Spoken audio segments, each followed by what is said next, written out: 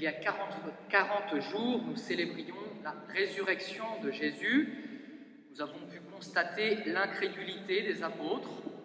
Thomas, qui voulait à tout prix toucher le corps de Jésus, mais aussi Saint Pierre, Saint Jean, qui ne croient pas sur parole, qui veulent voir le tombeau vide, qui pourtant a été annoncé par Marie-Madeleine.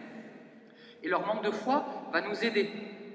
En effet, Jésus va se manifester à eux, aux apôtres, et ils vont raconter leurs aventures avec Jésus ressuscité. Et toutes ces aventures seront autant d'étais, autant de soutien pour notre foi. Encore aujourd'hui, fête de l'Ascension, nous pouvons constater que les apôtres n'ont pas tout compris, que leur foi doit être encore soutenue par Jésus.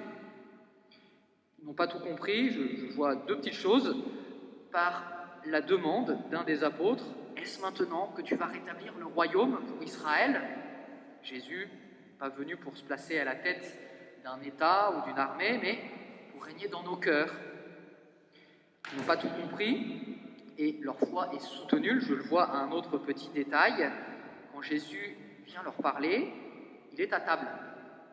Il est en train de manger avec eux. Encore un signe que Jésus est bien vivant. Il mange, ce n'est pas un espèce de fantôme ou je ne sais quoi qui serait en train de parler avec eux. Non, Jésus, s'il peut manger avec ses apôtres, c'est qu'il n'est pas un fantôme, il est bien vivant. Et c'est bien vivant qu'il va s'élever au ciel avec son corps de chair, glorifié, ressuscité, mais il monte au ciel, il entre dans les cieux, il retrouve sa place auprès de son Père. Facile, me direz-vous, facile pour nous, ça ne change pas grand-chose, ça.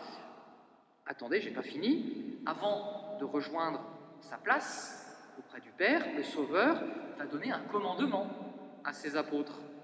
Vous serez mes témoins à Jérusalem, en Judée, en Samarie et jusqu'aux extrémités de la terre. Ou encore, allez et de toutes les nations, faites des disciples. Ce commandement, il est pour nous aussi. Est-ce que nous l'appliquons? Aujourd'hui, la liturgie nous le rappelle. Alors, est-ce que nous appliquons, on peut se poser la question, est-ce que nous appliquons ce commandement, nous, dans notre vie, concrètement? Dans le monde où nous sommes, est-ce que nous sommes des témoins de Jésus, mort, ressuscité, monté au ciel? Est-ce que nous essayons de faire des disciples? Avant d'aller jusqu'aux extrémités de la terre, je vous l'accorde, posez-vous cette question déjà dans les limites de notre paroisse.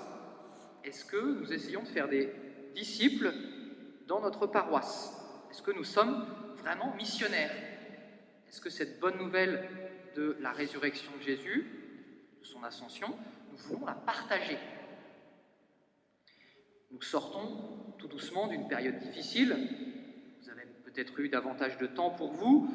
En tout cas, votre temps a dû être organisé différemment. Vous avez eu une vie sociale réduite, confinement oblige. Maintenant que l'étau se desserre, que les choses reprennent, il est temps de sortir. Sortir en ayant en tête ce commandement que Jésus nous a laissé en montant au ciel.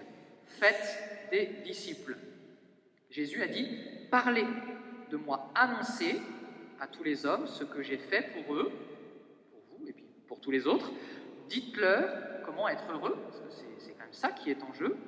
Dites-leur comment aller au ciel. Est-ce que c'est vraiment un de vos soucis? Vous allez peut-être me dire, je suis en train de vous inviter à être missionnaire, là où vous viviez, très bien, mais j'ai parlé à la deuxième personne, je devrais m'inclure dedans, moi aussi, à la suite des apôtres, je dois montrer le chemin du ciel, j'essaie de le faire, là où je suis. Et puis, deuxième remarque, les apôtres, est-ce qu'ils sont sortis immédiatement après l'ascension pour parler de Jésus? Non. Avant de partir, les apôtres, ils se sont confinés pendant 10 jours. 10 jours, simplement, pour recevoir l'Esprit Saint. Et c'est une fois que l'Esprit Saint sera descendu sur eux, le jour de la Pentecôte, qu'ils vont pouvoir accomplir leur mission. Alors suite, demandons donc à l'Esprit Saint de venir sur nous. Demandons aussi d'être dociles à ce que l'Esprit Saint va nous demander. demanderons d'être attentifs à ce qu'il va nous demander.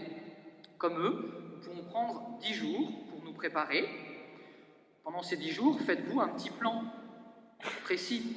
Je vais voir telle personne, je vais faire ceci, je vais lui parler éventuellement de cela, quelque chose de précis, quelque chose d'un petit peu concret.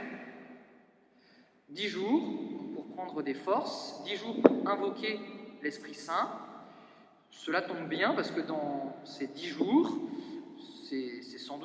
c'est pendant ces 10 jours que nous allons pouvoir reprendre les messes publiques. Et quoi qu'il en soit, il y a déjà la possibilité de recevoir la communion, quasiment tous les jours. Et quel meilleur aliment que l'Eucharistie pour nous nourrir. Alors, fortifiés par l'Eucharistie, éclairés par l'Esprit Saint, nous pourrons accomplir ce commandement du Seigneur. Nous avons 10 jours pour cela. Faites des disciples de toute la paroisse.